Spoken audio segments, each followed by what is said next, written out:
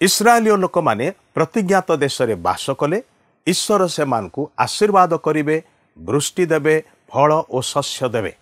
ईश्वर ठारू सबु पाइला परे से माने जेपरी परमेश्वर को भूली न जाती, सेमानकर समस्त फलर प्रथम विषय जेपरी से माने ईश्वर को देवे, ए विषय से सेमानकु स्मरण करांती। एहा द्वारा ईश्वर को जीवन रे प्रथम स्थान दिया जाई पारे एवं ईश्वर उपासना करा जाई पारे। आज आमे ईश्वर को कौन देउछु? आमे तांको ठारू जो सब विषय पाइछु तार प्रतिदान रे आमे ताहांकु कौन देई पारुछु? जीसुको मधुर वाक्य चला पथे साजे दीप आमरी चरण अलिभा आलोक देई जीवनर प्रतिपदे जीवनर प्रतिपदे बढ़ाई से सत्य पथे पथ प्रदर्शिका से जे पथ प्रदर्शिका पथ प्रदर्शिका पथ प्रदर्शिका। नमस्कार प्रिय बंधु, प्रभु जीशु ख्रीष्टंकर पवित्र नाम रे आपन के पथ प्रदर्शिका कार्यक्रम को स्वागत करुछि। मु आशा करे आपण एवं आपणकर परिवार निश्चित रूपे भलरे अछंती। ईश्वरंकर दया सर्वदा आपण को कुशल रे रखि थाउ, ताहा आमनकर प्रार्थना प्रभुंक निकटरे आपणक पाए। आपण नियमित आमर ए कार्यक्रम को देखुछंती एवं एथिरु शिक्षा लाभ करूछंती, सेति पाए माने बहुत बहुत आनंदित अटु। এই কার্যক্রম বিষয়ে ଅନ୍ୟମାନଙ୍କୁ ମଧ୍ୟ କହିବା ପାଇଁ ଭୁଲନ୍ତୁ ନାହିଁ। ଯଦି ଏ ପର୍ଯ୍ୟନ୍ତ ଆମ ସାଙ୍ଗରେ ଯୋଗାଯୋଗ କରିନାହାନ୍ତି, ଆପଣଙ୍କର ସୁଚିନ୍ତିତ ମତାମତ ଶୁଣିବା ପାଇଁ ଆମେ ଅପେକ୍ଷାରେ ଅଛୁ। टीवी स्क्रीन रे जो फोन नंबर टी दिया जाउची सही नंबर रे आज ही आम सहित जोगाजोग करंतु। आपणकर कॉल रो अपेक्षा रे आम माने अछु। प्रिय बंधु, आमे एई दिन मानकरे मोसांकर लिखित 5टी पुस्तक मध्यरु तांकर शेष पुस्तक द्वितीय विवरण पुस्तक को अध्ययन करूछु। आउठारे विशेष करिके व्यवहारिक विषय उपरे आम माने आलोचना करूछु। ईश्वरंकर लोक माने ईश्वरंकर आज्ञाबह हेले, ईश्वरंकर इच्छानुसार जीवन काटिले परमेश्वर सेमानकु आशीर्वाद करंती। परमेश्वर मोसांक द्वारा कहउछंती, तुम्हे माने प्रतिज्ञात देश रे प्रवेश कला उतारे तुम्हे माने बसवास करिवो सेठारे। तुम्हर प्रथम फल चांगुड़ी रे नहीं ताहा सदा प्रभुंक गृह को आनिब। प्रतिज्ञात देश रे प्रवेश कला परे ईश्वरंकर लोक माने जेपरि ईश्वरंकु पासरी न जानती, एथिपाई परमेश्वर आगरु सेमानकु सूचना देकी कहंती। ताहांकर उपासना निमंते ईश्वरंकर उपस्थिति को सेमानकु जिबाकु हबो। कारण ईश्वर सेमानकु आश्चर्य भावरे मिसरीय दासत्व बंधनरु मुक्त करिकी ए पर्यंत कढ़े आनिअछंती। सेमाने प्रतिज्ञात देश रे बास कले ईश्वर सेमानकु प्रचुर रूपे आशीर्वाद करिवे, आकाशरु प्रचुर वृष्टि देवे एवं सेमानकर फसल प्रचुर हबो। फल शस्य दे सेमानकु से आशीर्वाद करिवे। ईश्वरंक ठारू सबु विषय पाइला उतारे जेपरि सेमाने ताहांकु भूली न जानती, ए विषय से सेमानकु स्मरण करांती।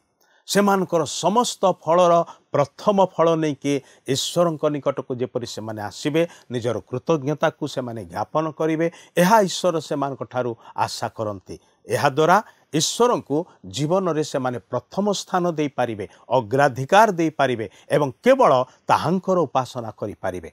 तेबे आम्मानकर उपासना प्रभुंक दृष्टि रे सुग्राह्य हबो। से आम प्रति एवं आम्मानकर उपासना प्रति संतुष्ट हेबे। तेबे आसंतु आज अध्ययन मध्य को जीवा पूर्व एक भक्तिमूलक गीत शुणिबा। आखि बुझे जेबे कबर जाए तिले दुख नाही तार,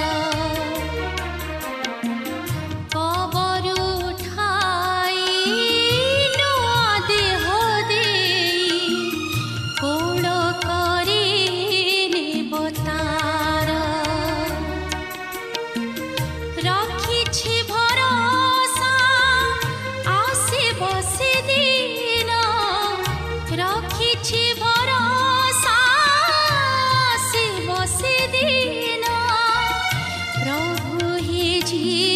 ସୁରାଜନ ଦୁଃଖ ଚାଲିଗଲା ନୂଆ ସକାଳ ଆସିଲା ଲିଭି ଲିଭି ଗଲା ଜୀବନ ପ୍ରଦୀପ। ଆସନ୍ତୁ ବର୍ତ୍ତମାନ ଆମେ ପ୍ରଭୁଙ୍କର ବାକ୍ୟ ମଧ୍ୟକୁ ଯିବା। ଆଜି ଆମେ ଦ୍ୱିତୀୟ ବିବରଣ 26 ପର୍ବର ପ୍ରଥମ ପଦରୁ ଆରମ୍ଭ କରି 19 ପଦ ପର୍ଯ୍ୟନ୍ତ ଅଧ୍ୟୟନ କରିବା ନିମନ୍ତେ ଯିବା।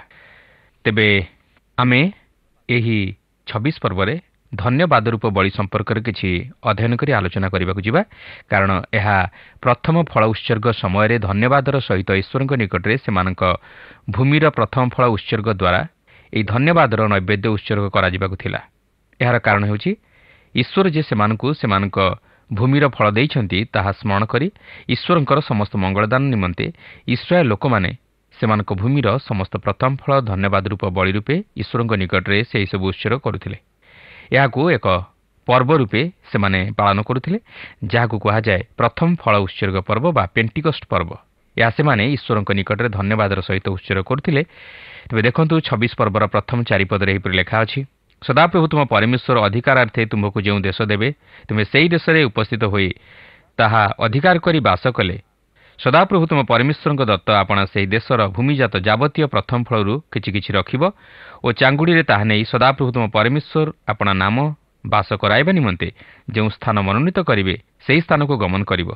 ପୁଣି ତୁମ୍ଭେ ତତ୍କାଳୀନ ଯାଜକ ନିକଟକୁ ଯାଇ ତାହାକୁ କହିବ, ସଦାପ୍ରଭୁ ଆମ୍ଭମାନଙ୍କୁ ଯେଉଁ ଦେଶ ଦେବା ପାଇଁ ଆମମାନଙ୍କ ପୂର୍ବପୁରୁଷଗଣ ନିକଟରେ ଶପଥ କରିଥିଲେ ସେହି ଦେଶରେ ଆମ୍ଭେ ଉପସ୍ଥିତ ହୋଇଅଛୁ। ଏହା ଆଜି ଆମ୍ଭେ ସଦାପ୍ରଭୁ ତୁମ ପରମେଶ୍ୱରଙ୍କ ସାକ୍ଷାତରେ ପ୍ରକାଶ କରୁଅଛୁ। ତହୁଁ ଯାଜକ ତୁମ ହସ୍ତରୁ ସେହି ଚାଙ୍ଗୁଡ଼ି ନେଇ ସଦାପ୍ରଭୁ ତୁମ ପରମେଶ୍ୱରଙ୍କ ଯଜ୍ଞବେଦୀ ସମ୍ମୁଖରେ ରଖିବ। ଏହି ଅଂଶରେ ଆପଣ ଲକ୍ଷ୍ୟ କରିବେ ଯେ ସେମାନେ ଯେପରି ସେହି କିଣାନ୍ ଦେଶରେ ପ୍ରବେଶ କରି ସେହି ଧନ୍ୟବାଦ ରୂପ ନୈବେଦ୍ୟ ସେମାନଙ୍କ ଭୂମିର ପ୍ରଥମ ଫଳରେ ଉତ୍ସର୍ଗ କରନ୍ତି, ଏଥି ନିମନ୍ତେ ଈଶ୍ୱର ପୂର୍ବରୁ ସେମାନଙ୍କୁ ତାହା ଜଣାଇ ଦିଅନ୍ତି ଓ ସେହି ବ୍ୟବସ୍ଥା ସ୍ମରଣ କରାଇ ଦିଅନ୍ତି।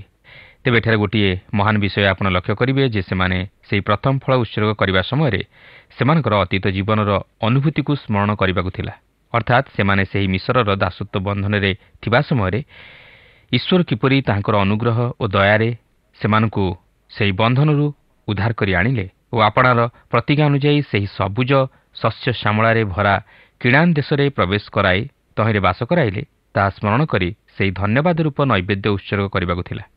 ତେବେ ଈଶ୍ୱର ସେମାନଙ୍କୁ ଏପରି କରିବା ନିମନ୍ତେ କହିବା ପଛରେ ଏକ ବିଶେଷ କାରଣ ଥିଲା ଯେ ଯେପରି ସେମାନେ ଜୀବନର ପ୍ରାଚୁର୍ଯ୍ୟତା ମଧ୍ୟରେ ବୁଡ଼ି ରହି ଈଶ୍ୱରଙ୍କର ସମସ୍ତ ମଙ୍ଗଳଦାନ ତଥା ତାହାଙ୍କର ସାହାଯ୍ୟ ଯାହାକି ସେ ସେମାନଙ୍କ ଅତୀତ ଜୀବନରେ ସାଧନ କରି ସେମାନଙ୍କୁ ସେହି ଦାସତ୍ୱ ବନ୍ଧନରୁ ମୁକୁଳାଇ ଆଣିଲେ ତାହା ଯେପରି ସେମାନେ ଭୁଲି ନ ଯାଆନ୍ତି, ମାତ୍ର ତାହା ସ୍ମରଣ କରି ତାହାଙ୍କର ସମସ୍ତ ଅନୁଗ୍ରହ ନିମନ୍ତେ ତାହାଙ୍କର ଧନ୍ୟବାଦ କରନ୍ତି। କାରଣ ସେହି ପ୍ରଥମ ଫଳ ଈଶ୍ୱରଙ୍କ ନିକଟରେ ମୁଖ୍ୟ ବିଷୟ ନଥିଲା, ମାତ୍ର ସେମାନଙ୍କର ଏକ ଧନ୍ୟବାଦ ତଥା କୃତଜ୍ଞତାପୂର୍ଣ୍ଣ ହୃଦୟ ଈଶ୍ୱରଙ୍କ ନିକଟରେ ମୁଖ୍ୟ ବିଷୟ ଥିଲା। କିନ୍ତୁ ସେମାନେ ସେହି ପ୍ରଥମ ଫଳ ଉତ୍ସର୍ଗ କରିବା ମାଧ୍ୟମରେ ସେହି ଧନ୍ୟବାଦ ରୂପ ନୈବେଦ୍ୟ ଈଶ୍ୱରଙ୍କ ନିକଟରେ ଉତ୍ସର୍ଗ କରୁଥିଲେ। ପ୍ରିୟ ବନ୍ଧୁ, ଈଶ୍ୱର ଚାହାନ୍ତି ଆମେ ଯେପରି ସୁଖରେ ତଥା ଜଗତର ପ୍ରାଚୁର୍ଯ୍ୟତା ମଧ୍ୟରେ ଯେତେବେଳେ ଜୀବନ ଅତିବାହିତ କରୁ ସେତେବେଳେ ଆମେ ଯେପରି ଈଶ୍ୱରଙ୍କୁ ଭୁଲି ନ ଯାଉ, ମାତ୍ର ବିଗତ ଦିନମାନଙ୍କରେ ତାହାଙ୍କର ସମସ୍ତ ଅନୁଗ୍ରହ ତଥା ଦୟାକୁ ସ୍ମରଣ କରି ସୁଖର ସମୟରେ ତାହାଙ୍କର ଧନ୍ୟବାଦ କରୁ। କିନ୍ତୁ ଅନେକ ସମୟରେ ଆମ ଜୀବନରେ ଏହା ବିପରୀତ ଦେଖାଯାଏ, ଅର୍ଥାତ୍ ଆମେ ଦୁଃଖରେ ତାହାଙ୍କୁ ଡାକୁ ମାତ୍ର ସୁଖରେ ତାହାଙ୍କୁ ଭୁଲିଯାଉ।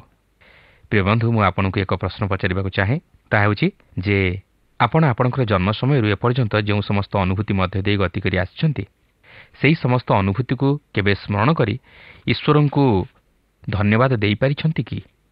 ଆଚ୍ଛା, ଛାଡ଼ନ୍ତୁ ସେ କଥା। ମୁଁ ଆପଣଙ୍କୁ ଆଉ ଏକ ବିଷୟ ପଚାରିବାକୁ ଚାହେଁ ଯେ ଆପଣ ଏପର୍ଯ୍ୟନ୍ତ ଯେଉଁ ବଞ୍ଚି ରହିଛନ୍ତି ଏହା କାହା ଲାଗି ସମ୍ଭବ ହୋଇଛି ତାହା କେବେ ଚିନ୍ତା କରିଛନ୍ତି କି? ଯଦି ଚିନ୍ତା କରିପାରିଛନ୍ତି ତାହେଲେ ଆପଣ କେତେଥର ଈଶ୍ୱରଙ୍କ ସମସ୍ତ ଅନୁଗ୍ରହ ମଙ୍ଗଳଦାନକୁ ସ୍ମରଣ କରି ତାହାଙ୍କର ଧନ୍ୟବାଦ କରିପାରିଛନ୍ତି? ଯଦି ଆପଣ ତାହା କରିପାରିଛନ୍ତି ତାହେଲେ ଅତି ଉତ୍ତମ କଥା, ମାତ୍ର ଯଦି କରିପାରି ନାହାନ୍ତି ତାହେଲେ ଆଜି ବି ମଧ୍ୟ ସମୟ ଅଛି। ଅନ୍ତତଃ ଆପଣ ଯେ ଈଶ୍ୱରଙ୍କ ଦୟା ଓ ଅନୁଗ୍ରହ ହେତୁ ବଞ୍ଚି ରହିଅଛନ୍ତି ସେଥି ନିମନ୍ତେ ଈଶ୍ୱରଙ୍କୁ ଧନ୍ୟବାଦ ଦିଅନ୍ତୁ।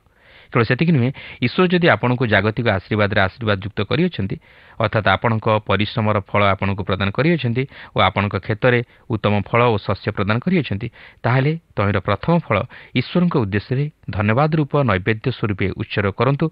ତାହେଲେ ଆପଣଙ୍କ ଧନଭଣ୍ଡାର ଈଶ୍ୱରଙ୍କ ଆଶୀର୍ବାଦରେ ପରିପୂର୍ଣ୍ଣ ହେବ। ପ୍ରିୟ ବନ୍ଧୁ, ଆମକୁ ଗୋଟିଏ ବିଷୟ ମନେ ରଖିବାକୁ ହେବ ଯେ ଆମେ ଏହି ଜଗତରେ ଯେଉଁ ସମସ୍ତ ଉତ୍ତମ ବିଷୟ ପାଉଅଛୁ ତାହା ସବୁ ଈଶ୍ୱରଙ୍କର ଅନୁଗ୍ରହ ହେତୁ କିନ୍ତୁ ନିଜର ଧର୍ମକର୍ମ ହେତୁ ନୁହେଁ। ସେଦିନ ତାହା ହିଁ ଈଶ୍ୱର ଇସ୍ରାଏଲ୍ ଲୋକମାନଙ୍କୁ ସ୍ମରଣ କରିବା ପାଇଁ କହିଥିଲେ। ସେମାନେ ଯେପରି ନିଜର ବିଫଳତା ସବୁ ସ୍ମରଣ କରି ଈଶ୍ୱରଙ୍କ ଅନୁଗ୍ରହ ନିମନ୍ତେ ତାଙ୍କର ଧନ୍ୟବାଦ କରିବେ। ପ୍ରିୟ ବନ୍ଧୁ, ଯେପର୍ଯ୍ୟନ୍ତ ଆମେ ନିଜର ଦୁର୍ବଳତାକୁ ଉପଲବ୍ଧି କରିନାହୁଁ ସେ ପର୍ଯ୍ୟନ୍ତ ଆମେ ଈଶ୍ୱରଙ୍କ ସମସ୍ତ ମଙ୍ଗଳଦାନକୁ ସ୍ମରଣ କରି ତାହାଙ୍କର ଧନ୍ୟବାଦ କରିପାରିବା ନାହିଁ କି ତାହାଙ୍କର ନିକଟବର୍ତ୍ତୀ ହୋଇପାରିବା ନାହିଁ। ଆପଣ ଯଦି ବାସ୍ତବରେ ନିଜର ଦୁର୍ବଳତାକୁ ସ୍ମରଣ କରିବେ ତାହେଲେ ଈଶ୍ୱରଙ୍କର ସମସ୍ତ ଅନୁଗ୍ରହ ଓ ମଙ୍ଗଳଦାନକୁ ହେଜ କରିପାରିବେ ଓ ଆପଣ ତାହାଙ୍କର ଧନ୍ୟବାଦ ନ କରି ରହିପାରିବେ ନାହିଁ। କିନ୍ତୁ ଦୁଃଖର ବିଷୟ, ମନୁଷ୍ୟ ଆଜି ନିଜର ଆତ୍ମଧାର୍ମିକତାରେ ଅନ୍ଧ ହୋଇ ଈଶ୍ୱରଙ୍କଠାରୁ ଦୂରବର୍ତ୍ତୀ ଜୀବନ କାଟୁଅଛି। ତାହାଙ୍କର ଧନ୍ୟବାଦ କରିବା ପରିବର୍ତ୍ତେ ତାହାଙ୍କ ମନରେ ଦୁଃଖ ଦେଉଛି। ତଥାପି ଈଶ୍ୱର ଦୟାବହି ପ୍ରଭୁ ଯୀଶୁଖ୍ରୀଷ୍ଟଙ୍କ ହେତୁ ଆମମାନଙ୍କୁ କ୍ଷମା ଦେଇ ଚାଲିଛନ୍ତି।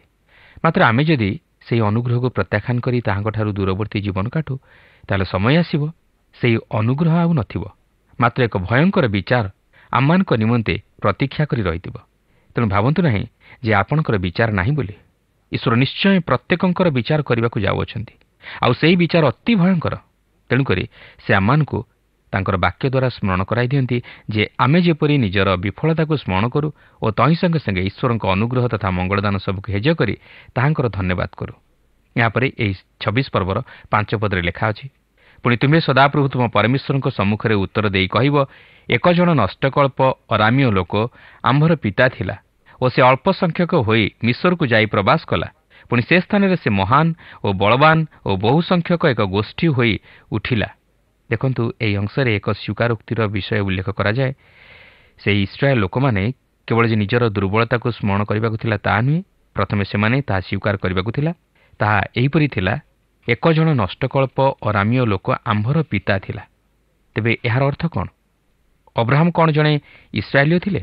ନୁହେଁ, ସେ ପ୍ରକୃତିରେ ଜଣେ ଇସ୍ରାଏଲୀୟ ଲୋକ ନଥିଲେ। ତେବେ ଇସାହାକ କ'ଣ ଇସ୍ରାଏଲୀୟ ଲୋକ ଥିଲେ? ନୁହେଁ। ଯାକୁବ କ'ଣ ଇସ୍ରାଏଲୀୟ ଲୋକ ଥିଲେ? ଦେଖିବାକୁ ଗଲେ ଯାକୁବ ମଧ୍ୟ ଇସ୍ରାଏଲୀୟ ଲୋକ ନଥିଲେ। ବାସ୍ତବରେ ଯେଉଁ ଏକ ଦଳ ମିଶ୍ର ଦେଶକୁ ଯାଇଥିଲେ ସେମାନେ ଅରାମୀୟ ଲୋକ ଥିଲେ। ଅବ୍ରାହମ ଇସ୍ରାଏଲୀୟ ଲୋକ ନଥିଲେ କି ଇସ୍ମାଇଲୀୟ ଲୋକ ନଥିଲେ, ମାତ୍ର ଜାତୀୟତା ଅନୁଯାୟୀ ସେ ଜଣେ ଅରାମୀୟ ଲୋକ ଥିଲେ। ସେ ନଷ୍ଟକଳ୍ପ ଥିଲେ ଓ ସେ ବିନଷ୍ଟ ହେବାକୁ ଯାଉଥିଲେ। ମାତ୍ର ଈଶ୍ୱର ତାହାଙ୍କୁ ଆହ୍ୱାନ କଲେ ଓ ସେହି ବିନାଶର କୂପରୁ ତାହାଙ୍କୁ ଉଦ୍ଧାର କରି ତାହାଙ୍କଠାରୁ ଏକ ମହାନ, ବଳବାନ ଓ ବହୁ ସଂଖ୍ୟକ ଏକ ଗୋଷ୍ଠୀ ଜାତ କରାଇଲେ। ତେଣୁ ସେମାନେ ଯେ ଈଶ୍ୱରଙ୍କ ମନୋନୀତ ଜାତି ବୋଲି ନିଜକୁ ଗର୍ବ ଅନୁଭବ କରିବେ ତାହା ନୁହେଁ, ମାତ୍ର ସେମାନଙ୍କ ପିତା ଯେ ଜଣେ ନଷ୍ଟକଳ୍ପ ଅରାମୀୟ ଲୋକ ଥିଲେ ତାହା ସ୍ମରଣ କରିବାକୁ ଥିଲା ଓ ସ୍ୱୀକାର କରିବାକୁ ଥିଲା। ତେଣୁ ପଙ୍କ ଭିତରୁ ଯେପରି ପଦ୍ମ ଫୁଟେ ସେହିପରି ଈଶ୍ୱର ଇସ୍ରାଏଲ୍ ଜାତିକୁ ମନୋନୀତ କଲେ ଓ ଇସ୍ରାଏଲ୍ ନାମରେ ନାମିତ କଲେ। ପ୍ରିୟ ବନ୍ଧୁ, ଆଜି ଆମେ ଯାହା କିଛି ହୋଇଅଛୁ ତାହା ଆମମାନଙ୍କର ଧର୍ମକର୍ମ ହେତୁ ନୁହେଁ ବା ଆମର ଯୋଗ୍ୟତା ହେତୁ ନୁହେଁ, ମାତ୍ର ଈଶ୍ୱରଙ୍କର ଅସୀମ ଅନୁଗ୍ରହ ହେତୁ। ପ୍ରକୃତରେ ଆମେ ଯଦି ନିଜର ଜୀବନକୁ ସମୀକ୍ଷା କରିବା ତାହେଲେ ଆମେ ଜାଣିପାରିବା ଯେ ଆମେ ଏହି ଜଗତରେ ବଞ୍ଚି ରହିବା ନିମନ୍ତେ ମଧ୍ୟ ଯୋଗ୍ୟ ନୁହଁ। ମାତ୍ର ଧନ୍ୟ ସେହି ଈଶ୍ୱର ଯିଏକି ଆମମାନଙ୍କୁ ତାହାଙ୍କ ଅସୀମ ଅନୁଗ୍ରହରେ ଏହି ଜଗତରେ ବଞ୍ଚି ରହିବା ପାଇଁ ସୁଯୋଗ ଦେଇଅଛନ୍ତି। କିନ୍ତୁ ଏହି ସୁଯୋଗର ଯଦି ଆମେ ସଦ୍ବ୍ୟବହାର ନ କରୁ ତାହେଲେ ସମୟ ଆସିବ ଆମେ ସେହି ଉଦ୍ଧାର ପାଇବା ପାଇଁ ଉପାୟ ଖୋଜିବା ମାତ୍ର ପାଇବା ନାହିଁ। ତେଣୁ ସମୟ ଥାଉଁ ଥାଉଁ ନିଜର ଦୁର୍ବଳତାକୁ ସ୍ୱୀକାର କରି ପ୍ରଭୁ ଯୀଶୁଙ୍କର ସେହି କୃଷୀୟ ମୃତ୍ୟୁକୁ ସ୍ମରଣ କରି ଈଶ୍ୱରଙ୍କର ସେହି ଅନୁଗ୍ରହ ନିମନ୍ତେ ତାହାଙ୍କର ଧନ୍ୟବାଦ କରୁ ଓ ତାହାଙ୍କ ନିକଟରେ ଧନ୍ୟବାଦ ରୂପ ନୈବେଦ୍ୟ ଉତ୍ସର୍ଗ କରୁ। ଏଠାରେ ମଧ୍ୟ ଆମକୁ ଆଉ ଏକ ଶିକ୍ଷା ମିଳେ ଯେ ଆମେ ନିଜ ଜମିର ପ୍ରଥମ ପକ୍ୱ ଫଳରେ ତାହାଙ୍କର ସମାଦର କରୁ ଓ ତାହାଙ୍କ ନିକଟରେ ଧନ୍ୟବାଦ ସ୍ୱରୂପେ ଉତ୍ସର୍ଗ କରୁ। ଈଶ୍ୱର ଆପଣଙ୍କ ଜମିରେ ଯେଉଁ ସମସ୍ତ ଫଳ ଓ ଶସ୍ୟ ଦେଇଅଛନ୍ତି ତହିଁର ପ୍ରଥମ ପକ୍ୱ ଫଳ ନେଇ ଈଶ୍ୱରଙ୍କ ଉଦ୍ଦେଶ୍ୟରେ ଉତ୍ସର୍ଗ କରନ୍ତୁ ଓ ନିଜର ବିଫଳତାକୁ ସ୍ମରଣ କରି ଈଶ୍ୱରଙ୍କର ସମସ୍ତ ମଙ୍ଗଳଦାନ ନିମନ୍ତେ ତାହାଙ୍କର ଧନ୍ୟବାଦ କରନ୍ତୁ। ଈଶ୍ୱର ତାହା ହିଁ ଆମ ପ୍ରତ୍ୟେକଙ୍କ ଜୀବନରୁ ଆଶା କରନ୍ତି। ଆମେ ଯେପରି ସୁଖରେ ମଧ୍ୟ ତାହାଙ୍କର ଧନ୍ୟବାଦ କରି ତାହାଙ୍କ ସହ ସଂଯୁକ୍ତ ଜୀବନଯାପନ କରୁ, କିନ୍ତୁ ସୁଖରେ ତାହାଙ୍କୁ ଭୁଲି ନ ଯାଉ। ଆସନ୍ତୁ ଏହାପରେ ଆମେ 26 ପର୍ବର 6 ପଦରୁ 11 ପଦ ମଧ୍ୟରେ ପାଠ କରିବାକୁ ଯିବା। ଦେଖନ୍ତୁ, ଏଠାରେ ଏହିପରି ଲେଖା ଅଛି, ତହିଁରେ ମିଶ୍ରୀୟ ଲୋକମାନେ ଆମ୍ଭମାନଙ୍କ ପ୍ରତି ଦୌରାତ୍ମ୍ୟ କଲେ ଓ ଆମମାନଙ୍କୁ କ୍ଲେଶ ଦେଇ କଠିନ ଦାସତ୍ୱ କରାଇଲେ। ତହୁଁ ଆମ୍ଭେମାନେ ସଦାପ୍ରଭୁ ଆମମାନଙ୍କ ପୈତୃକ ପରମେଶ୍ୱରଙ୍କ ନିକଟରେ ଡାକ ପକାଇଲୁ, ଆଉ ସଦାପ୍ରଭୁ ଆମମାନଙ୍କ ରବ ଶୁଣିଲେ ଓ ଆମମାନଙ୍କ କ୍ଲେଶ, ଶ୍ରମ ଓ ଉପଦ୍ରବ ଦେଖିଲେ। ପୁଣି ସଦାପ୍ରଭୁ ବଳବାନ ହସ୍ତ ଦ୍ୱାରା ଓ ବିସ୍ତୀର୍ଣ୍ଣ ବାହୁ ଦ୍ୱାରା ଓ ମହାତ୍ରାସ ଦ୍ୱାରା ଓ ନାନା ଚିହ୍ନ ଦ୍ୱାରା ଓ ଆଶ୍ଚର୍ଯ୍ୟ କର୍ମ ଦ୍ୱାରା ଆମ୍ଭମାନଙ୍କୁ ମିଶ୍ରରୁ ବାହାର କରି ଆଣିଲେ। ଆଉ ସେ ଆମମାନଙ୍କୁ ଏହି ସ୍ଥାନକୁ ଆଣିଅଛନ୍ତି ଓ ଏହି ଦେଶ ଏକ ଦୁଗ୍ଧମଧୁ ପ୍ରବାହୀ ଦେଶ ଆମମାନଙ୍କୁ ଦେଇଅଛନ୍ତି। ଏବେ ହେ ସଦାପ୍ରଭୁ, ଦେଖ, ତୁମ୍ଭେ ଆମ୍ଭକୁ ଯେଉଁ ଭୂମି ଦେଇଅଛ, ଆମ୍ଭେ ତହିଁର ପ୍ରଥମ ଫଳ ଆଣିଅଛୁ। ଏଉତାରେ ତୁମେ ସଦାପ୍ରଭୁ ତୁମ ପରମେଶ୍ୱରଙ୍କ ସମ୍ମୁଖରେ ତାହା ରଖିବ ଓ ସଦାପ୍ରଭୁ ତୁମ ପରମେଶ୍ୱରଙ୍କ ସମ୍ମୁଖରେ ପ୍ରଣାମ କରିବ। ପୁଣି ସଦାପ୍ରଭୁ ତୁମ ପରମେଶ୍ୱର ତୁମ ପ୍ରତି ଓ ତୁମ ପରିବାର ପ୍ରତି ଯେ ମଙ୍ଗଳ କରିଅଛନ୍ତି, ସେ ସବୁରେ ତୁମ୍ଭେ ଓ ଲେବିୟ ଓ ତୁମ ମଧ୍ୟବର୍ତ୍ତୀ ବିଦେଶୀୟ ଲୋକ ତୁମେ ସମସ୍ତେ ଆନନ୍ଦ କରିବ। ଏହି ଅଂଶରେ ଆପଣ ଲକ୍ଷ୍ୟ କରିବେ, ସେମାନେ ଏହି ପ୍ରକାର କହି ଈଶ୍ୱରଙ୍କ ନିକଟରେ ଧନ୍ୟବାଦ ରୂପ ନୈବେଦ୍ୟ ଉତ୍ସର୍ଗ କରିବାକୁ ଥିଲା। ସେମାନେ ସେମାନଙ୍କର ବିଗତ ଜୀବନର ସେହି ମିଶର ଦେଶର ଦାସତ୍ୱ ବନ୍ଧନରୁ ବାହାରି ଆସିବା ନେଇ ପ୍ରାନ୍ତର ଭ୍ରମଣ ପର୍ଯ୍ୟନ୍ତ ସେମାନଙ୍କର ସେହି ଅନୁଭୂତିକୁ ସ୍ମରଣ କରିବାକୁ ଥିଲା। କାରଣ ସେମାନଙ୍କର ଶତ ବିଫଳତା ଓ ଅବାଧ୍ୟତା ସତ୍ତ୍ୱେ ଈଶ୍ୱର ସେମାନଙ୍କ ପ୍ରତି ଦୟାବହୀ ଓ ଅନୁଗ୍ରହ କରି ନାନା ପ୍ରକାର ଜଟିଳ ପରିସ୍ଥିତି ମଧ୍ୟ ଦେଇ ତାଙ୍କର ପରାକ୍ରମୀ ବାହୁ ଦ୍ୱାରା ସେମାନଙ୍କୁ କଢ଼ାଇ ଆଣିଥିଲେ।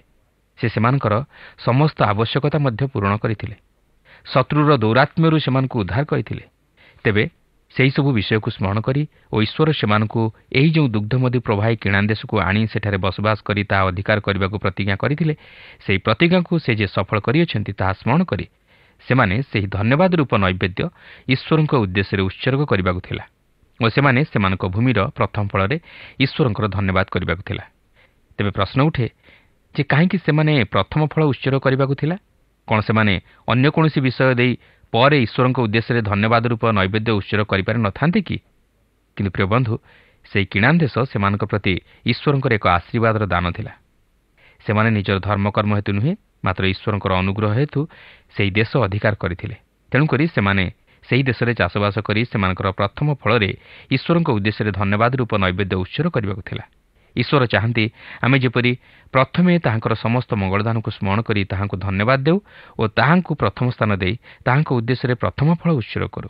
କିନ୍ତୁ ଅନେକ ସମୟରେ ଆମ ଜୀବନରେ ଏହାର ବିପରୀତ ଘଟେ। ଆମେ ପ୍ରଥମେ ମଣିଷକୁ ଧନ୍ୟବାଦ ଦେଇଥାଉ ଓ ପରେ ଈଶ୍ୱରଙ୍କୁ ଧନ୍ୟବାଦ ଦେଇଥାଉ। ଏପରିକି ଈଶ୍ୱରଙ୍କୁ ଧନ୍ୟବାଦ ଦେବା ପାଇଁ ମଧ୍ୟ ଭୁଲି ଯାଇଥାଉ। ଯଦି ଆମେ ଆମ ଜୀବନରେ କିଛି ଉତ୍ତମ ବିଷୟ ଆମେ ପାଇଥାଉ ବା ଉତ୍ତମ ବିଷୟ ସାଧନ କରୁ, ତାହେଲେ ତହିଁ ନିମନ୍ତେ ପ୍ରଥମେ ଈଶ୍ୱରଙ୍କୁ ଧନ୍ୟବାଦ ଦେବା ପରିବର୍ତ୍ତେ ଆମେ ନିଜେ ତହିଁର ଗୌରବ ଅନ୍ୱେଷଣ କରୁ। ଯଦି କିଏ ଆମକୁ ସାହାଯ୍ୟ କଲା, ତାହେଲେ ଆମେ ତାହାକୁ ପ୍ରଥମେ ଧନ୍ୟବାଦ ଦେଇଥାଉ, ମାତ୍ର ଈଶ୍ୱରଙ୍କୁ ନୁହେଁ।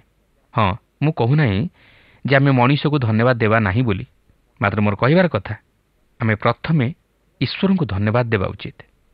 ଯେପର୍ଯ୍ୟନ୍ତ ଆମେ ଈଶ୍ୱରଙ୍କ ନିକଟରେ ଧନ୍ୟବାଦୀ ହୋଇନାହୁଁ, ସେ ପର୍ଯ୍ୟନ୍ତ ଆମେ ଈଶ୍ୱରଙ୍କ ମନରେ ଦୁଃଖ ଦେଉ। ଈଶ୍ୱର ଚାହାନ୍ତି ଆମେ ଯେପରି ଆମର ସମସ୍ତ ଉତ୍ତମ ବିଷୟ ତଥା ମଙ୍ଗଳଦାନ ନିମନ୍ତେ ପ୍ରଥମେ ଈଶ୍ୱରଙ୍କୁ ଧନ୍ୟବାଦ ଦେଉ। ଦେଖନ୍ତୁ, ଦ୍ୱିତୀୟ ବିବରଣ 26 ପର୍ବର 12 ଓ 13 ପଦରେ ଏହିପରି ଲେଖା ଅଛି, ତୃତୀୟ ବର୍ଷରେ ଅର୍ଥାତ୍ ଦଶମାଂଶ ବର୍ଷରେ ତୁମ୍ଭେ ଆପଣା ଉତ୍ପନ୍ନ ଶସ୍ୟାଦିର ଦଶମାଂଶ ଦେବାର ସମାପ୍ତ କଲା ଉତ୍ତାରେ ତୁମ୍ଭେ ଲେବିୟକୁ, ବିଦେଶୀକି, ପିତୃହୀନକୁ ଓ ବିଧବାକୁ ତାହା ଦେବ। ତାପରେ ସେମାନେ ତୁମ୍ଭ ନଗରଦ୍ୱାର ମଧ୍ୟରେ ଭୋଜନ କରି ତୃପ୍ତ ହେବେ। ତେଣୁ ତୁମେ ସଦାପ୍ରଭୁ ତୁମ ପରମେଶ୍ୱରଙ୍କ ସମ୍ମୁଖରେ ଏହା କହିବ, ମୋ ପ୍ରତି ତୁମ୍ଭର ସମସ୍ତ ଆଜ୍ଞାନୁସାରେ ମୁଁ ଆପଣା ଗୃହରୁ ପବିତ୍ର ବସ୍ତୁ ବାହାର କରି ପୃଥକ ରଖିଅଛି, ମଧ୍ୟ ଲେବିୟକୁ ଓ ବିଦେଶୀକି, ପିତୃହୀନକୁ ଓ ବିଧବାକୁ ଦେଇଅଛି। ମୁଁ ତୁମର କୌଣସି ଆଜ୍ଞା ଲଙ୍ଘନ କରିନାହିଁ, କେବଳ ତାହା ପାଶୋରି ନାହିଁ। ଏହି ଅଂଶରେ ଆପଣ ଲକ୍ଷ୍ୟ କରିବେ ଯେ ସେମାନଙ୍କର ବାଧ୍ୟତାର ପ୍ରତ୍ୟୁତ୍ତର ସେମାନେ ତାହା ଯେ ପାଳନ କରିବାକୁ ଥିଲା, ଏହା ଈଶ୍ୱର ପୂର୍ବରୁ ସେମାନଙ୍କୁ ଜଣାଇ ଦିଅନ୍ତି। ଆଉ ଯଦି ସେମାନେ ତାହା ପାଳନ କରନ୍ତି, ତାହେଲେ ସେମାନେ ସେହି କିଣା ଦେଶରେ ବାସ କରି ସମସ୍ତ ଜାତିଙ୍କଠାରୁ ଯେ ଶ୍ରେଷ୍ଠ ବିବେଚିତ ହୋଇ ଈଶ୍ୱରଙ୍କ ଆଶୀର୍ବାଦର ଅଧିକାରୀ ହେବେ, ଏହା ଈଶ୍ୱର ପ୍ରକାଶ କରନ୍ତି ଓ ସେହି ସମସ୍ତ ଆଜ୍ଞାକୁ ଇସ୍ରାଏଲ ଲୋକମାନେ ପାଳନ କରିବାକୁ ଥିଲା। ଏଠାରେ ଆପଣ ଦେଖିବେ ଯେ ସେମାନେ ସେମାନଙ୍କ ଉତ୍ପନ୍ନ ଶସ୍ୟାଦିର ଦଶମାଂଶ ଦେବାକୁ ଥିଲା। ସେମାନେ ତାହା ଲେବିୟକୁ, ବିଦେଶୀକି, ପିତୃହୀନକୁ ଓ ବିଧବାକୁ ତାହା ଦେବାକୁ ଥିଲା। ତେବେ ଏହି ଦଶମାଂଶ କ'ଣ ବୋଲି ଆପଣଙ୍କ ମନରେ ପ୍ରଶ୍ନ ଉଠିପାରେ? ଏହି ଦଶମାଂଶ ଈଶ୍ୱରଙ୍କ ନିମନ୍ତେ ଉତ୍ସର୍ଗୀକୃତ ଏକ ଅଂଶ ଥିଲା, ଯାହାକି ଇସ୍ରାଏଲ ସନ୍ତାନଗଣ ସେମାନଙ୍କର ସମସ୍ତ ଆୟର ଦଶମାଂଶ ଈଶ୍ୱରଙ୍କ ନିମନ୍ତେ ଉତ୍ସର୍ଗ କରୁଥିଲେ। ଅର୍ଥାତ୍ ସେମାନଙ୍କ ଆୟର ବା ଉତ୍ପନ୍ନ ଶସ୍ୟର 100 ଭାଗରୁ 10 ଭାଗ ଈଶ୍ୱରଙ୍କ ଉଦ୍ଦେଶ୍ୟରେ ଉତ୍ସର୍ଗ କରୁଥିଲେ। ତେଣୁକରି ଏଠାରେ ମଧ୍ୟ ଆପଣ ଦେଖିବେ ଯେ ସେମାନେ ସେମାନଙ୍କର ଭୂମିରୁ ଉତ୍ପନ୍ନ ଶସ୍ୟର ଦଶମାଂଶ ଉତ୍ସର୍ଗ କରିବାକୁ ଥିଲା ଓ ତାହା ଲେବିୟ ଅର୍ଥାତ୍ ଈଶ୍ୱରଙ୍କ ସେବକମାନଙ୍କୁ, ବିଦେଶୀକୁ, ପିତୃହୀନକୁ ଓ ବିଧବାକୁ ତାହା ଦେବାକୁ ଥିଲା। ତେବେ ସେମାନେ ଯେପରି ତାହା ପାଳନ କରି ଈଶ୍ୱରଙ୍କଠାରୁ ଆଶୀର୍ବାଦର ଅଧିକାରୀ ହୁଅନ୍ତି, ଏଥିନିମନ୍ତେ ଈଶ୍ୱର ଏହି ସମସ୍ତ ଆଜ୍ଞା ପ୍ରଦାନ କରିଥିଲେ। କିନ୍ତୁ ବର୍ତ୍ତମାନ ଯଦିଓ ସେହିପରି ଦଶମାଂଶ ଦେବା ବାଧ୍ୟବାଧକତା ନୁହେଁ, ମାତ୍ର ଯେଉଁମାନେ ତାହା ଦିଅନ୍ତି ସେମାନଙ୍କ ପ୍ରତି ଈଶ୍ୱରଙ୍କର ଆଶୀର୍ବାଦ ବର୍ତ୍ତେ। ବର୍ତ୍ତମାନ ଯଦିଓ ଆମେ ବ୍ୟବସ୍ଥାର ଅଧୀନରେ ନାହୁଁ ମାତ୍ର ଖ୍ରୀଷ୍ଟଙ୍କ ଅଧୀନରେ ଅଛୁ ଓ ପ୍ରଭୁ ଯୀଶୁଖ୍ରୀଷ୍ଟ ଯଦିଓ ଦଶମାଂଶ ଦେବା ନିମନ୍ତେ କୁହନ୍ତି ନାହିଁ ମାତ୍ର ସେ ଗୋଟିଏ କଥା କହନ୍ତି, କାଇସରଙ୍କର ଯାହା ତାହା କାଇସରଙ୍କୁ ଦିଅ ଓ ଈଶ୍ୱରଙ୍କର ଯାହା ତାହା ଈଶ୍ୱରଙ୍କୁ ଦିଅ। ତେଣୁ ଈଶ୍ୱରଙ୍କର ଯାହା ଅଧିକାର ତାହା ଆମେ ଈଶ୍ୱରଙ୍କୁ ମଧ୍ୟ ଦେବା ଉଚିତ। ଈଶ୍ୱର ଯେ କେବଳ ଆମର ଦେହ ମନ ଓ ଆତ୍ମାକୁ ଚାହାନ୍ତି ତାହା ନୁହେଁ, ସେଥିସହିତ ସେ ମଧ୍ୟ ଚାହାନ୍ତି ଆମେ ଯେପରି ତାହାଙ୍କର ଭଣ୍ଡାରକୁ ପରିପୂର୍ଣ୍ଣ କରି ରଖୁ ଓ ପରସ୍ପର ପ୍ରତି କର୍ତ୍ତବ୍ୟ କରୁ। ସେଦିନ ସେମାନେ ସେହି ଭୂମିରୁ ଉତ୍ପନ୍ନ ଶସ୍ୟାଦିର ଦଶମାଂଶ ଲେବୀୟମାନଙ୍କୁ, ବିଦେଶୀକି, ପିତୃହୀନକୁ ଓ ବିଧବାକୁ ଦେବାକୁ ଥିଲା, ଯାହାକି ପରସ୍ପର ପ୍ରତି ଏକ କର୍ତ୍ତବ୍ୟର ବିଷୟକୁ ପ୍ରକାଶ କରେ। ପ୍ରିୟ ବନ୍ଧୁ, ଈଶ୍ୱର ଯଦି ଆପଣଙ୍କୁ ବହୁଳ ଭାବରେ ଆଶୀର୍ବାଦ କରି ଆପଣଙ୍କର ଧନଭଣ୍ଡାରକୁ ପରିପୂର୍ଣ୍ଣ କରି ରଖିଅଛନ୍ତି, ତାହେଲେ ଆପଣ ଈଶ୍ୱରଙ୍କ ଧନଭଣ୍ଡାର ନିମନ୍ତେ କେବେ ଚିନ୍ତା କରିଛନ୍ତି କି? ଅନ୍ୟ ଦୁଃଖୀ, ଦରିଦ୍ର ଓ ଅନାଥ ତଥା ବିଧବାମାନଙ୍କୁ ସାହାଯ୍ୟ କରିଛନ୍ତି କି? ତେଣୁ ଈଶ୍ୱରଙ୍କ ସେବା ନିମନ୍ତେ ନିଜ ଆୟର ଦଶମାଂଶ ଉତ୍ସର୍ଗ କରନ୍ତୁ ଓ ଦୁଃଖୀ, ଦରିଦ୍ର ତଥା ଅନାଥମାନଙ୍କର ଓ ବିଧବାମାନଙ୍କର ଉପକାର କରନ୍ତୁ। ଦେଖନ୍ତୁ, ସେହି ଦଶମାଂଶକୁ ମଧ୍ୟ ଅତି ସାବଧାନତାର ସହିତ ଓ ପବିତ୍ରତାର ସହିତ ପୃଥକ କରି ରଖିବାକୁ ଥିଲା। 26 ପର୍ବର 14 ପଦରେ ଲେଖା ଅଛି, ମୁଁ ଆପଣା ଶୋକ ସମୟରେ ତହିଁରୁ କିଛି ଭୋଜନ କରିନାହିଁ, ଅବା ଅଶୁଚି ହୋଇ ତହିଁରୁ କିଛି ରଖିନାହିଁ, କିମ୍ବା ମୃତ ଲୋକ ଉଦ୍ଦେଶ୍ୟରେ ତହିଁରୁ କିଛି ଦେଇନାହିଁ। ମୁଁ ସଦାପ୍ରଭୁ ଆପଣା ପରମେଶ୍ୱରଙ୍କ ରବରେ ଅବଧାନ କରିଅଛି। ତୁମ୍ଭେ ମୋତେ ଯାହା ଯାହା ଆଜ୍ଞା କଲ ସେ ସମସ୍ତ ମୁଁ କରିଅଛି। ଦେଖନ୍ତୁ, ସେହି ଦଶମାଂଶକୁ ସେମାନେ କେତେ ସାବଧାନତାର ସହିତ ପୃଥକ କରି ରଖୁଥିଲେ। ଏପରିକି ସେମାନେ ନିଜର ଅଭାବ ସମୟରେ ମଧ୍ୟ ସେଥିରୁ କିଛି ଭୋଜନ କରୁନଥିଲେ, କିମ୍ବା ଅଶୁଚି ହୋଇ ତାହା ସ୍ପର୍ଶ କରୁନଥିଲେ, କିମ୍ବା ଅଶୁଚି ତଥା ଅପବିତ୍ର କାର୍ଯ୍ୟ ନିମନ୍ତେ ମଧ୍ୟ ତହିଁରୁ କିଛି ବ୍ୟବହାର କରୁନଥିଲେ, କାରଣ ସେହିସବୁ ବିଷୟରେ ସେମାନଙ୍କୁ ପବିତ୍ରତା ରକ୍ଷା କରିବାକୁ ଥିଲା। କିନ୍ତୁ ଦେଖାଯାଏ ଯେ ଅନେକ ଲୋକ ଏହି ଦଶମାଂଶ ଦେବାରେ ଅବହେଳା କରନ୍ତି ଓ ଯଦି ବା ଦିଅନ୍ତି ମାତ୍ର ତହିଁରେ ବିଶ୍ୱସ୍ତତା ରକ୍ଷା କରିପାରନ୍ତି ନାହିଁ। ସେମାନଙ୍କ ଅଭାବ ସମୟରେ ସେଥିରୁ ଖର୍ଚ୍ଚ କରିଦିଅନ୍ତି। କିନ୍ତୁ ଈଶ୍ୱର ଚାହାନ୍ତି ଆମେ ଯେପରି ତହିଁରେ ବିଶ୍ୱସ୍ତତା ରକ୍ଷା କରୁ। ତେଣୁକରି ସେ ସେଦିନ ଇସ୍ରାଏଲ ଲୋକମାନଙ୍କୁ ଏହି ଦଶମାଂଶ ଦେବା ବିଷୟ ନେଇ ଆଜ୍ଞା ଦେଇଥିଲେ, ଯେପରି ସେମାନେ ତାହା ବିଶ୍ୱସ୍ତ ଭାବରେ ଈଶ୍ୱରଙ୍କ ଉଦ୍ଦେଶ୍ୟରେ ପୃଥକ କରି ରଖନ୍ତି ଓ ତାହାଙ୍କର ସେବକମାନଙ୍କୁ ତଥା ଦୁଃଖୀ, ଦରିଦ୍ର, ଅନାଥ ଓ ବିଧବାମାନଙ୍କୁ ସାହାଯ୍ୟ କରନ୍ତି, ଯଦ୍ୱାରା ସେମାନେ ତାହା ପାଳନ କରିବା ଦ୍ୱାରା ଈଶ୍ୱରଙ୍କ ଆଶୀର୍ବାଦର ଅଧିକାରୀ ହୋଇ ଏକ ମହାନ ଜାତି ରୂପେ ଗଣିତ ହୁଅନ୍ତି। ଆଉ ଏହା ପାଳନ କରିବେ ବୋଲି ଇସ୍ରାଏଲ ସନ୍ତାନଗଣ ସମ୍ମତି ପ୍ରକାଶ କରିଥିଲେ, ଯାହାକି ଆମେ 26 ପର୍ବର 16ରୁ 17 ପଦ ମଧ୍ୟରେ ଲକ୍ଷ୍ୟ କରିବାକୁ ପାରୁ। ଏହା ଥିଲା ଇସ୍ରାଏଲ ସନ୍ତାନଗଣଙ୍କର ଅଙ୍ଗୀକାର। ଏହି ସମସ୍ତ କରିବେ ବୋଲି ସେମାନେ ସମ୍ମତି ଜଣାଇଥିଲେ, କାରଣ ଏହା କରିବା ନିମନ୍ତେ ଈଶ୍ୱର ସେମାନଙ୍କୁ ନିର୍ଦ୍ଦେଶ ଦେଇଥିଲେ। କିନ୍ତୁ ଏଥିସହିତ ଈଶ୍ୱର ମଧ୍ୟ ସେମାନଙ୍କ ନିକଟରେ ପ୍ରତିଜ୍ଞା କରି କହିଥିଲେ ଯେ ଯଦି ତୁମେମାନେ ମୋହର ଆଜ୍ଞା ପାଳନ କରି ବଶୀଭୂତ ହୋଇ ରହିବ, ତାହେଲେ ମୁଁ ମଧ୍ୟ ତୁମମାନଙ୍କୁ ସମସ୍ତ ଜାତି ଓ ଗୋଷ୍ଠୀ ଉପରେ ଅଧିକ ଉଚ୍ଚୀକୃତ କରିବି ଓ ତୁମମାନଙ୍କୁ ମୋହର ସନ୍ତାନ ରୂପେ ଗ୍ରହଣ କରି ଆଶୀର୍ବାଦ କରିବି। ତେଣୁକରି ଏହି 26 ପର୍ବର 18-19 ପଦରେ ଏହିପରି ଲେଖା ଅଛି, ପୁଣି ସଦାପ୍ରଭୁ ଆଜି ଏହି ଅଙ୍ଗୀକାର କରିଅଛନ୍ତି ଯେ ତାହାଙ୍କ ପ୍ରତିଜ୍ଞାନୁସାରେ ତୁମେ ତାହାଙ୍କର ସଞ୍ଚିତ ଧନ ହେବ ଓ ତାହାଙ୍କର ସମସ୍ତ ଆଜ୍ଞା ମାନିବ। ପୁଣି ସେ ତୁମକୁ ପ୍ରଶଂସାରେ ଓ ନାମରେ ଓ ଶୋଭାରେ ଆପଣାର ସୃଷ୍ଟ ସମସ୍ତ ଦେଶୀୟ ଲୋକମାନଙ୍କ ଅପେକ୍ଷା ଶ୍ରେଷ୍ଠ କରିବେ। ଆଉ ତୁମ୍ଭେ ତାହାଙ୍କ ବାକ୍ୟାନୁସାରେ ସଦାପ୍ରଭୁ ତୁମ ପରମେଶ୍ୱରଙ୍କ ଉଦ୍ଦେଶ୍ୟରେ ପବିତ୍ର ଲୋକ ହେବ। ଦେଖନ୍ତୁ, ଈଶ୍ୱର ମଧ୍ୟ ସେମାନଙ୍କ ସହିତ ଅଙ୍ଗୀକାର କରି ସେମାନଙ୍କୁ ଆଶୀର୍ବାଦ କରି ପ୍ରଶଂସାରେ, ନାମରେ ଓ ଶୋଭାରେ ଆପଣାର ସୃଷ୍ଟ ସମସ୍ତ ଦେଶୀୟ ଲୋକମାନଙ୍କ ଅପେକ୍ଷା ଶ୍ରେଷ୍ଠ କରିବେ ବୋଲି କହନ୍ତି। ମାତ୍ର ସେ ଚାହାନ୍ତି ସେମାନେ ଯେପରି ତାଙ୍କର ଆଜ୍ଞାର ବଶୀଭୂତ ହୋଇ ରୁହନ୍ତି ଓ ତାହାଙ୍କ ଆଦେଶ ପାଳନ କରନ୍ତି। କିନ୍ତୁ ଦୁଃଖର ବିଷୟ, ଇସ୍ରାଏଲ ସନ୍ତାନଗଣ ଈଶ୍ୱରଙ୍କର ଆଜ୍ଞା ବିରୁଦ୍ଧ ଜୀବନ କାଟି ସେହି ଆଶୀର୍ବାଦରୁ ବଞ୍ଚିତ ହେଲେ, ଯାହାକି ଆମେ ପରେ ପାଠ କଲେ ଜାଣିପାରିବା। ସେମାନେ ଈଶ୍ୱରଙ୍କର ସେବା କରିବା ପରିବର୍ତ୍ତେ ପ୍ରତିମା ପୂଜାରେ ଆସକ୍ତ ହେଲେ ଓ ନିଜ ନିଜର ପାପରେ ଲିପ୍ତ ହେଲେ। ଫଳତଃ ସେମାନଙ୍କ ପ୍ରତି ଈଶ୍ୱରଙ୍କର କ୍ରୋଧ ବର୍ତ୍ତିଲା ଓ ସେମାନେ ଶତ୍ରୁମାନଙ୍କ ଦ୍ୱାରା ବନ୍ଦୀ ହୋଇଗଲେ। ସେମାନେ ଯଦିଓ ଈଶ୍ୱରଙ୍କ ଆଜ୍ଞା ପାଳନ କରିବେ ବୋଲି ଅଙ୍ଗୀକାର କରିଥିଲେ, ମାତ୍ର ତାହା ପାଳନ କରିବାରେ ବିଫଳ ହୋଇଥିଲେ, କାରଣ ଏହା ହିଁ ହେଉଛି ମନୁଷ୍ୟର ଦୁର୍ବଳତା। ମଣିଷ ଯେଉଁ ସମସ୍ତ ଉତ୍ତମ କର୍ମ କରିବା ନିମନ୍ତେ ଇଚ୍ଛା କରେ ତାହା କରିପାରେ ନାହିଁ, ମାତ୍ର ଯେଉଁ ମନ୍ଦ କର୍ମ ସେ କରିବା ପାଇଁ ଇଚ୍ଛା କରେ ନାହିଁ ତାହା କରେ, କାରଣ ତାହାଠାରେ ଥିବା ପାପର ସ୍ୱଭାବ ତାହାକୁ ତାହା କରିବା ପାଇଁ ପ୍ରବର୍ତ୍ତାଏ। ତେବେ ଏଠାରେ ଲକ୍ଷ୍ୟ କରିବାର ବିଷୟ ହେଉଛି ଯେ ସେଦିନ ଇସ୍ରାଏଲ ସନ୍ତାନଗଣ ଯେପରି ସମ୍ମତି ପ୍ରକାଶ କରି ତାହା ପାଳନ କରିବାରେ ବିଫଳ ହେଲେ, ଆଜି ମଧ୍ୟ ଆମେ ସେହିପରି ପାଳନ କରିବାରେ ବିଫଳ ହୋଇଅଛୁ। ମାତ୍ର ଈଶ୍ୱର ତାଙ୍କର ସେହି ଅସୀମ ଅନୁଗ୍ରହ ଓ ପ୍ରେମ ପ୍ରଭୁ ଯୀଶୁଖ୍ରୀଷ୍ଟଙ୍କ ମାଧ୍ୟମରେ ପ୍ରକାଶ କରି ଆମମାନଙ୍କ ନିମନ୍ତେ ସେହି ଉଦ୍ଧାରର ଯୋଜନା ପ୍ରସ୍ତୁତ କରିଅଛନ୍ତି, ଯେପରି ଆମ୍ଭେମାନେ ସେହି ପ୍ରଭୁ ଯୀଶୁଖ୍ରୀଷ୍ଟଙ୍କ ମାଧ୍ୟମ ଦେଇ ଈଶ୍ୱରଙ୍କ ସହିତ ସହଭାଗିତା ସ୍ଥାପନ କରିପାରୁ। କାରଣ ସେହି ପ୍ରଭୁ ଯୀଶୁଖ୍ରୀଷ୍ଟଙ୍କଠାରେ ବିଶ୍ୱାସ କରିବା ଦ୍ୱାରା ସେ ଆମମାନଙ୍କୁ ପାପରୁ ଉଦ୍ଧାର କରି ଈଶ୍ୱରଙ୍କର ନିକଟବର୍ତ୍ତୀ କରାନ୍ତି। ତେଣୁ ଆଜି ଯଦି ଆପଣ ଜାଣୁଛନ୍ତି ଯେ ଆପଣ ପାପ କରି ଈଶ୍ୱରଙ୍କଠାରୁ ଦୂରବର୍ତ୍ତୀ ଜୀବନଯାପନ କରୁଅଛନ୍ତି ବୋଲି, ତାହେଲେ ଆଜି ଆପଣଙ୍କର ପାପ ନିମନ୍ତେ ଅନୁତାପ କରି ପ୍ରଭୁ ଯୀଶୁଖ୍ରୀଷ୍ଟଙ୍କଠାରେ ତାହା ସ୍ୱୀକାର କରନ୍ତୁ। ତାହେଲେ ସେ ଆପଣଙ୍କୁ ପାପରୁ ଉଦ୍ଧାର କରି ଜୀବନରେ ବାସ୍ତବ ଶାନ୍ତି ଦେବେ ଓ ଆପଣଙ୍କର ଈଶ୍ୱରଙ୍କ ସହ ତୁଟି ଯାଇଥିବା ସମ୍ପର୍କକୁ ପୁନର୍ବାର ଯୋଡ଼ିଦେବେ। ଫଳରେ ଆପଣ ଈଶ୍ୱରଙ୍କ ସହ ସହଭାଗିତା ସ୍ଥାପନ କରି ଜୀବନରେ ବାସ୍ତବ ସ୍ୱର୍ଗୀୟ ଶାନ୍ତି ଓ ଆନନ୍ଦକୁ ଉପଭୋଗ କରିପାରିବେ।